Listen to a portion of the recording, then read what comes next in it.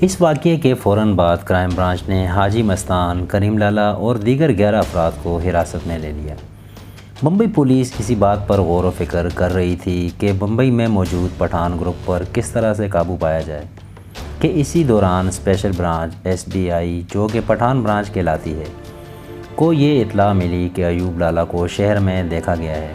Special branch Bombay police کی intelligence ہے، اس کی بنیاد وکٹوریہ دور میں رکھی گئی۔ برٹش پولیس نے اسپیشل برانچ کو ہندوستانی پولیس سے بہتر انداز میں استعمال کیا تھا۔ برطانوی پولیس پرہیز علاج سے بہتر ہے پر یقین رکھتی تھی۔ البتہ اب تک بمبئی پولیس میں کرائم برانچ کو محض کلرکوں کی طرح استعمال کیا جا رہا تھا۔ اس کا نام محض بیرون ملک سے آنے والے افراد کا ریکارڈ رکھنا اور بمبئی میں غیر قانونی طور پر داخل ہونے والے افراد پر نظر رکھنا تھا۔ ایسا پہلی بار ہوا تھا کہ بمبئی پولیس کا پالا اب تک ایوب لالا جیسے شاطر اور چالاک انسان سے نہ پڑا تھا۔ ایوب لالا کے لیے مشہور تھا کہ کسی چھوٹی سی بات پر بھی اگر اسے غصہ آ جائے تو ہنگامہ کھڑا کر دیا کرتا تھا، اور یہ ہنگامہ کسی کی جان بھی لے سکتا تھا۔ اس مرتبہ صرف پاگل پٹھان کہنے پر اس نے ایک بندے کو چیر پاڑ دیا تھا۔ وہ جب کبھی نمودار ہوتا، پولیس کو یقین ہوتا کہ کوئی نہ کوئی گڑبڑ ضرور ہوگی۔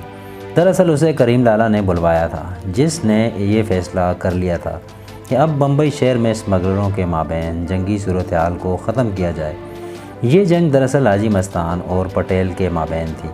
اسمگلر نہ صرف جنگ کا خاتمہ چاہتے تھے بلکہ اس کے لیے ایک دوسرے کے راستے سے ایسے افراد کو بھی ہٹانا چاہتے تھے جو کباب میں ہڈی بنے ہوئے تھے۔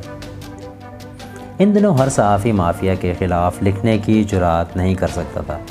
البتہ ایک منجھے ہوئے صحافی MP آئر نے اپنی تحریروں کے ذریعے ان اسمگلروں کی زندگی اجیرن بنا رکھی تھی۔ Press trust of India PTI میں اس کے آرٹیکل ہمیشہ جرائم کی دنیا کی پولیں کھول دیا کرتے تھے۔ آئر حاجی مستان، کریم لالا، یوسف پٹیل جیسے لوگوں کو بھی نہ بخشتا۔ بالاخر سب نے مل کر اس صحافی کو راستے سے ہٹانے کی ٹھان لی۔ اس رپورٹر کی سپاری ایوب لالا کو دی گئی۔ آئر اپنی سفید رنگ کی ایمبیسڈر کار چلایا کرتا تھا۔ وہ ٹیکسی میں بیٹھنے سے خائف رہتا تھا۔ جب اس کی گاڑی مسئلہ بھی کر رہی ہو تب بھی ٹیکسی میں جانے سے گریز کیا کرتا۔ ایوب لالا نے آئر کی حرکات و سکنات پر نظر رکھنے کے لیے ایک بندہ لگا دیا۔ ایوب لالا کے کارندے نے رپورٹ دی کہ آئر پونا جانے کا پروگرام بنا رہا ہے۔ امکان یہی تھا کہ وہ اپنی کار میں بذریعہ سڑک سفر کرے گا۔ جس دن آئر نے سفر کا آغاز کرنا تھا اسی دن ایوب نے ایک مکینک کو ٹاسک دیا کہ گاڑی میں ایسی خرابی پیدا کر دے کہ تھوڑی دیر بعد گاڑی قابو سے باہر ہو جائے۔ اس طرح بمبئی پونا ہائی وے پر گاڑی ایک خطرناک حادثے کا شکار ہوگی اور آئر کی موت واقع ہو جائے گی۔ ان تمام باتوں سے ناآشنا آئر ایوب لالا کی اس جال میں پھنس چکا تھا۔ پنویل کے قریب مقام پر پہنچ کر جب گاڑی نے رفتار بڑھائی تو رفتار بڑھتی ہی چلی گئی اور گاڑی بے قابو ہو گئی۔ آئر کی گاڑی ایک درخت سے جا ٹکرائی اور سر پر شدید چوٹیں آنے کی وجہ سے موقع پر ہی اس کی موت واقع ہو گئی۔ 1970 میں آئر وہ پہلا صحافی تھا جو بمبئی مافیا کی جانب سے چپ کرا دیا گیا۔ اس کی موت کے 41 سال بعد دن کی روشنی میں پوائی کے مقام پر بمبئی مافیا نے چھوٹا راجن کے ذریعے معروف کرائم رپورٹر جیوتیر موئیدے کو بھی ہمیشہ کے لیے خاموش کرا دیا۔ بمبئی پولیس کو واقعہ کی ہوا تک نہ لگی اور بعد میں پولیس اپنی روایتی کاغذی کارروائی میں مصروف ہو گئی۔ انہیں اندازہ تھا کہ شہر میں پٹھان گروپ اب قابو سے باہر ہوتا جا رہا ہے۔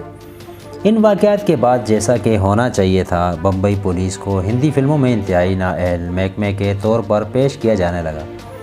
ان فلموں میں اس قسم کے مناظر عام تھے کہ جرم ہونے کے بعد پولیس جائے وقوع پر پہنچ رہی ہے۔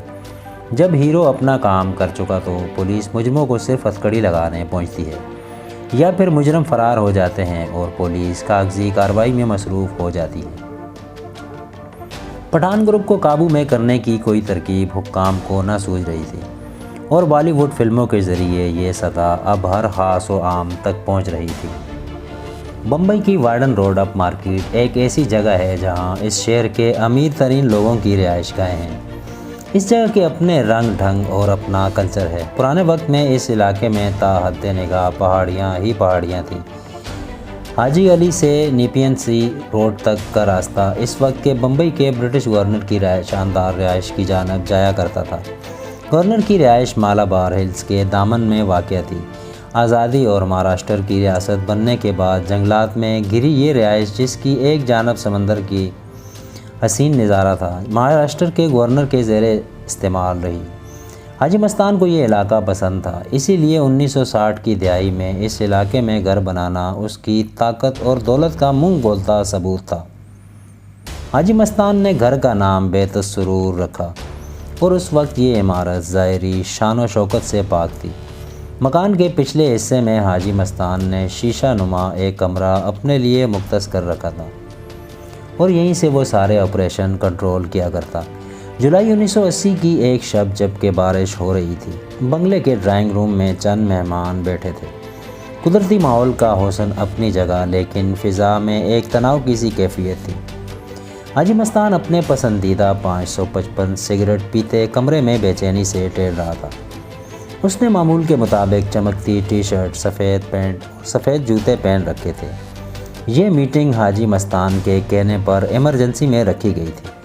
ہر خاص و عام جانتا تھا کہ محکمہ پولیس یا انتظامیہ کے ساتھ کسی بھی قسم کی ڈیل کرنا ہو تو حاجی مستان ہی آخری سہارا تھا۔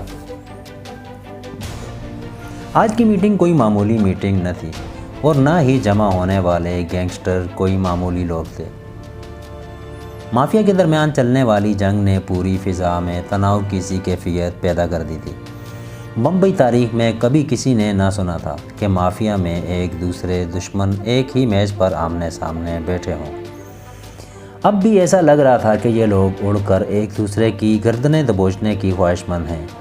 آج پہلی مرتبہ حاجی مستان نے انڈر ورلڈ کی دنیا میں امن قائم کرنے کی غرض سے یہ میٹنگ کا اہتمام کیا تھا۔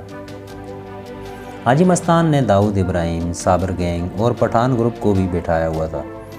پٹھان گروپ کا سردار اور حاجی مستان کا دوست کریم لالا اس وقت ماجد کالیا، حسین سموجی، دلیپ عزیر، حنیف محترم اور ہر جگہ موجود رہنے والی جینا بائی دارو والی کے ساتھ موجود تھا۔ جینا بائی اس وقت انڈر ورلڈ میں کام کرنے والی وہ واحد عورت تھی جس کے بارے میں پتہ لگانا مشکل ہوتا تھا کہ وہ مافیا کے ساتھ ہے یا پولیس کے ساتھ۔ سونے کے بھاری زیورات پہنے جینا بائی مافیا کی وہ پراسرار شخصیت تھی جس سے بمبئی مافیا کا ہر گینگسٹر مشورے کے لیے آیا کرتا تھا۔ حاجی مستان اسے جینا بہن کہہ کر بلایا کرتا تھا، جبکہ داؤد ابراہیم اسے جینا موسی کہہ کر پکارتا تھا۔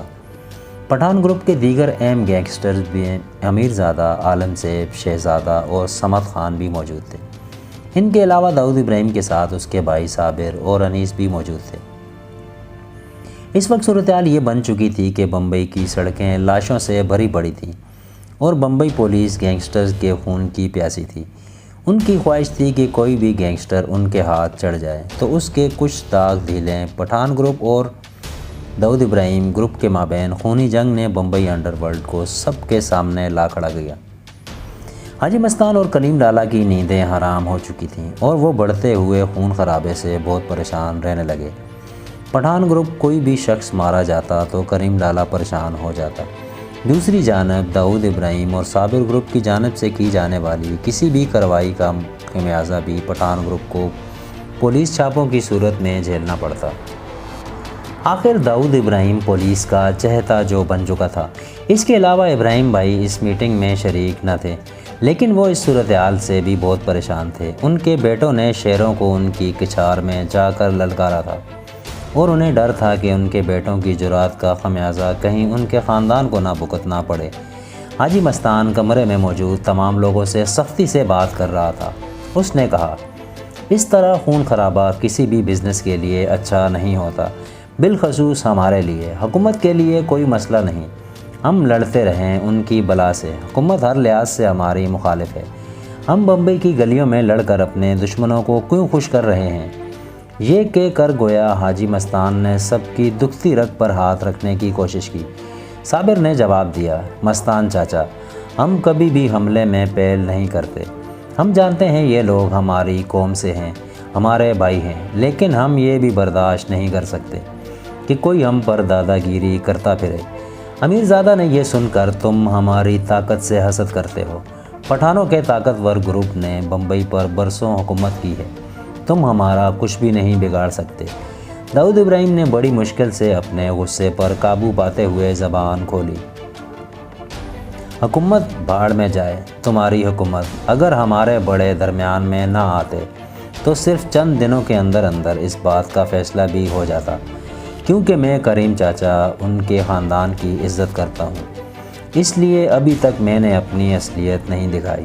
لیکن کب تک؟ امیر زادہ نے کہا، تو پھر کیا خیال ہے ابھی اسی کمرے میں فیصلہ نہ ہو جائے؟ یہ کہنا تھا کہ پورا پٹھان گروپ گویا کہ داؤد ابراہیم کے چیلنج کا انتظار کرنے لگا۔ کمرے کے حالات بڑی تیزی سے خطرناک لڑائی پر آ گئے تھے۔ داؤد ابراہیم اپنی کرسی پر بیٹھا رہا، وہ وقت کی نزاکت کو سمجھ رہا تھا۔ البتہ صابر اس چیلنج کے لیے فوراً ہی کھڑا ہو گیا۔ داؤد ابراہیم نے صابر کو تھپکی لگا کر بیٹھنے کو کہا۔ تمام نظریں صابر کے تعاقب میں تھیں اور صابر داؤد ابراہیم کی جانب دیکھ رہا تھا۔ داؤد ابراہیم خاموشی کے ساتھ اپنی کرسی سے اٹھا اور جانب گیا جہاں حاجی مستان کھڑا تھا۔ داؤد ابراہیم کو اندازہ تھا کہ اس گھر کے اندر کسی بھی وقت خون کا بازار گرم ہو سکتا ہے۔ مستان کے ہاتھ میں اس کی ایش ٹرے پڑی تھی۔ سلگتی سگریٹ کو ایش ٹرے میں ڈالنے کی بجائے داؤد ابراہیم نے اسے ہاتھ میں مسل کر چورا چورا کر دیا اور پھر اسے ایش ٹرے میں پھینک دیا۔ پھر بڑے ہی دھیمے لہجے اور پر اعتماد انداز سے کمرے میں موجود لوگوں سے مخاطب ہوا۔ ہم جانتے ہیں کہ آگ سے کیسے کھیلتے ہیں اور پھر کس طرح انگلیوں سے آگ کو بجھا دیتے ہیں۔ ہم کسی قسم کی اشتعال انگیزی نہیں چاہتے۔ بڑوں کی مداخلت کی وجہ سے ہمارے صبر کو ہماری بزدلی سمجھنے کی غلطی نہ کی جائے۔ ہم خود تو قربان ہو سکتے ہیں لیکن بڑوں کی عزت پر آنچ نہیں آنے دیں گے۔ آج پہلی بار سب نے داؤد ابراہیم کا یہ جلوہ بھی دیکھا تھا، کس طرح اس نے اپنی فہم و فراست سے اشتعال میں آنے کی بجائے ایک جھگڑے کو ٹال دیا تھا۔ داؤد ابراہیم کی تقریر اور انداز کو کمرے میں بیٹھے ہر شخص نے سراہا۔ امیر زادہ اور عالم زیب غصے سے لال پیلے ہو رہے تھے، لیکن اپنی بیوقوفی سے ایک مرتبہ پھر بے عزت نہیں ہونا چاہتے تھے۔ وہ اپنی کرسی سے سانس بحال کرنے کے لیے کھڑے ہوئے اور پھر کچھ کہے بغیر بیٹھ گئے۔ اب داؤد ابراہیم کمرے میں بیٹھے تمام افراد کی آنکھوں میں آنکھیں ڈال کر دیکھ رہا تھا۔ کریم لالا نے کہا، بیٹا یہ سب ختم کرو۔ حاجی مستان جو کہ اپنی اولین تقریر کے بعد سے اب تک خاموش تھا، سب سے مخاطب ہوا۔ ہمیں چاہیے کہ اپنے مسائل آپس میں حل کر لیں اور یہ عہد کر لیں کہ آج کے بعد ایک دوسرے کو ٹارگیٹ نہیں بنائیں گے۔ ہم خون خرابے سے دور رہیں گے۔ داؤد ابراہیم اور صابر نے رضامندی میں سر ہلائے۔ کریم لالا اور حاجی مستان نے ایک دوسرے کو مسکرا کر دیکھا۔ رحیم چاچا اپنی جگہ سے اٹھے اور کہا، چلو ہم سب قسم کھا کر عہد کرتے ہیں۔ داؤد اور صابر نے سب سے پہلے عہد کے لیے رحیم چاچا کے ہاتھ پر اپنے ہاتھ رکھے اور اس کے بعد وہاں موجود تمام افراد نے اپنا ہاتھ رحیم چاچا کے ہاتھ پر رکھا۔ ان سب نے بآواز بلند یہ قسم کھائی کہ آپس میں امن سے رہیں گے اور خون خرابے سے بچیں گے۔ اس طرح حاجی مستان یہ تاریخی امن معاہدہ کرانے میں کامیاب ہوا۔ اس معاہدے کا مقصد تھا کہ اب داؤد ابراہیم اور پٹھان گروپوں میں خونی تصادم نہیں ہوں گے۔ اس کے علاوہ یہ بھی طے پایا کہ شہر میں سب لوگ اپنا اپنا دائرہ کار متعین کر لیں اور پھر کوئی کسی دوسرے کے معاملے میں ٹانگ نہیں اڑائے گا۔ معاملہ طے پا جانے کے بعد اب جشن کا وقت تھا۔ اس کے لیے کچھ ضیافت کا اہتمام کیا گیا۔ اس کے بعد کچھ ہلکا پھلکا ہنسی مذاق چلتا رہا۔ یہ معاہدہ حاجی مستان کی بہت بڑی کامیابی تھی۔ اس معاہدے کے بعد کریم لالا اور ابراہیم بھائی اپنے لڑکوں کے محفوظ مستقبل کے بارے میں اب کچھ مطمئن ہو گئے تھے۔ کمرے میں موجود امیر زادہ اور عالم زیب کے لیے اس معاہدے کا مطلب یہ تھا کہ اب بلا خوف و خطر اپنے مخالفین سے بدلہ چکا سکتے تھے، جبکہ داؤد ابراہیم اور صابر گہری سوچ میں تھے کہ اس معاہدے سے کسے فائدہ اٹھایا جائے۔ اس معاہدے نے فی الحال اس کمرے میں موجود ہر شخص کو بمبئی انڈر ورلڈ میں کردار دے دیا تھا۔ بے شک اس میٹنگ کو بلانے کے پیچھے حاجی مستان کے اپنے عزائم بھی تھے۔ لمبے عرصے تک حاجی مستان نے سینٹرل بمبئی میں بیلاس روڈ پر واقع ایک پلاٹ پر نظر رکھی ہوئی تھی۔ اس پلاٹ کا تعلق گجرات کے ضلع بناس کا تھا کہ گجراتیوں سے تھا۔ یہ گجراتی چیلاس قبیلے سے تعلق رکھتے تھے۔ چیلاس قبیلے کے لوگ اپنی جان و مال کے تحفظ کے لیے کسی بھی حد تک جا سکتے تھے۔ حاجی مستان کو یہ سب جانتے تھے۔ اس کے پاس بہت پیسہ ہے، لیکن اس کے پاس طاقت کی زبان استعمال کرنے والے کارندے نہیں تھے۔ اس لیے حاجی مستان نے اب تک پلاٹ پر ہاتھ نہیں ڈالا تھا۔ لیکن داؤد اور پٹھان گروپ کے مابین اس اتحاد کے بعد اب حاجی مستان کے خیال میں اس پلاٹ کو حاصل کرنے کی اس خواہش کو پورا کر سکتا تھا۔ اسے معلوم تھا کہ داؤد ابراہیم اور پٹھان گروپ کی مشترکہ طاقت کی وجہ سے خود اس کی طاقت کو چار چاند لگ جائیں گے۔ حاجی مستان نے اس معاہدے سے اب اپنا مدعا حل کرنا چاہا اور بیلاس روڈ پر پلاٹ کا مسئلہ سب کے سامنے رکھ دیا۔ داؤد ابراہیم اور پٹھان گروپ نے پلاٹ پر قبضہ کرایہ داروں کو نکالنے کی ذمہ داری لے لی۔ اس پلاٹ پر کچھ وقت میدان جنگ کا منظر رہا۔ چلاس قبیلے کے لوگ بڑی بہادری سے اپنے حقوق کی جنگ لڑ رہے تھے، لیکن یہ لوگ دو مضبوط خونخوار گروہوں کا طاقت کا مقابلہ کرنے کی سکت نہ رکھتے تھے، اور بالاخر وہ پلاٹ ان کے ہاتھ سے نکل ہی گیا۔ حاجی مستان نے اس پلاٹ پر ایک بلند و بالا اور عالی شان عمارت تعمیر کروائی اور اس کا نام مستان اپارٹمنٹ رکھا۔